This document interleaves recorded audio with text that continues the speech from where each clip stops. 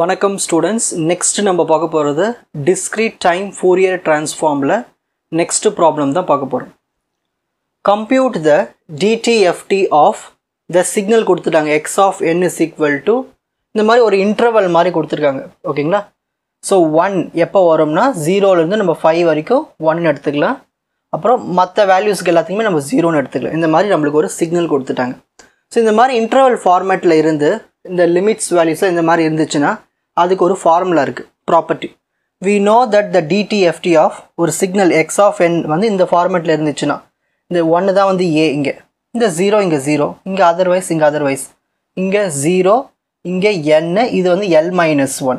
ஓகேங்களா? இந்த ஃபார்மேட்டில் இருந்துச்சுன்னா அது நம்ம எப்படி எழுதலாம்?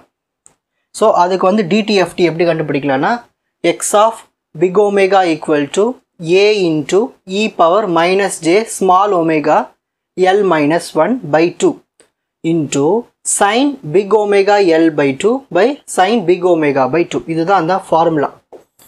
ஓகேங்களா? இந்த ஃபார்மேட்டில் இருந்தால் ஒரு சிக்னல் வந்து இந்த ஃபார்மேட்டில் இருந்துச்சுன்னா இதுதான் சிக்னல் கொடுத்துருக்கிற நார்மல் சிக்னல். இந்த சிக்னலுக்கு டிடிஎஃப்டி டிஸ்க்ரீட் டைம் ஃபோரியர் டிரான்ஸ்ஃபார்ம் எடுத்தோம்னா அதுக்கு இதுதான் கிடைக்கும். அதான் இது ஃபார்முலா. ஓகேங்களா? சரி, இப்போ இதில் நம்ம ஏ வேல்யூ என்னன்னு பார்க்கணும். ஏ வேல்யூ என்ன, எல் வேல்யூ என்னன்னு நம்ம கண்டுபிடிக்கணும். ஸோ ஃபஸ்ட்டு ஏ வேல்யூ நம்ம இங்கே பார்த்துக்கலாம். இங்கே தான் ஏ இருக்குது. அப்படியே கம்பேர் பண்ணுங்கள். இந்த இதில் ஏ என்ன இருக்குது? 1.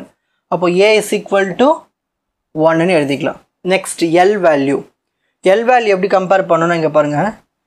இப்போ இங்கே தான் இருக்குது எல், நம்மளுக்கு இங்கே 0 இருக்குது, n இருக்குது. இந்த இடத்துல நம்ம எல் வேல்யூ கண்டுபிடிக்கணும். இப்போ எனக்கு 5 வரணும். எந்த நம்பர் கூட -1 பண்ணால் 5 வரும்? 6 கூட பண்ணால் தானே வரும். அப்போ 6 - 1 தானே 5 வரும். அப்போ எல் வேல்யூ என்ன இருக்கும்? 6. அப்போ எல் வேல்யூனது 6. இப்போ அவ்வளோதான், எதுவுமே இதில் சப்ஸ்டிட் பண்ணால் முடிஞ்சு போச்சு. X of big omega equal to a இடத்துல என்ன பண்ணணும்? 1 dot e power minus j small omega. எல்லுக்கு என்ன சப்ஸ்டிட் பண்ணோம்? 6 - 1 by 2 dot sine big omega. L என்ன இருக்கு? 6. So 6 by 2 by sin big omega by 2. இப்போ அடுத்த ஸ்டெப் பாருங்க. e power minus j omega. 6 - 1 அது 5. அப்போ இது எப்படி எழுதலாம்? -j 5 small omega by 2ன்னு எழுதலாமா? நெக்ஸ்ட் இது எப்படி எழுதலாம்? 2 1s 2 3s கேன்சல் பண்ணிவிட்டு sin 3 omega by sin omega by 2ன்னு எழுதலாம். இதுதான் நம்மளுக்கு ஃபைனலாக கிடைச்ச டிடிஎஃப்டி அவங்க கொடுத்த சிக்னலுக்கு. ஓகேங்களா?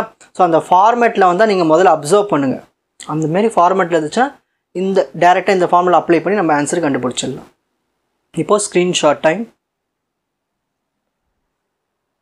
ஸோ ஃபஸ்ட்டு நம்ம வந்து ஃபார்மேட் செக் பண்ணோம். அந்த ஃபார்மேட்டில் இருந்துச்சுன்னா அதுக்கு டிடிஎஃப்டி சிக்னலோடைய ஆன்சர் இதுவாக தான் இருக்கும். அதில் ஏஎல் கம்பேர் பண்ணி எழுதுங்க. சப்ஸ்டிட் பண்ணிங்கன்னா உங்களுக்கு ஃபைனல் ஆன்சர் கிடச்சிடும். உங்களுக்கு இந்த கண்டென்ட் ஈஸியாக புரிஞ்சிருக்கும்னு நினைக்கிறேன். வாட்ச் அதர் எபிசோட்ஸ் இன் த appropriate playlist. Fauji silver academy strength success directive. வணக்கம்.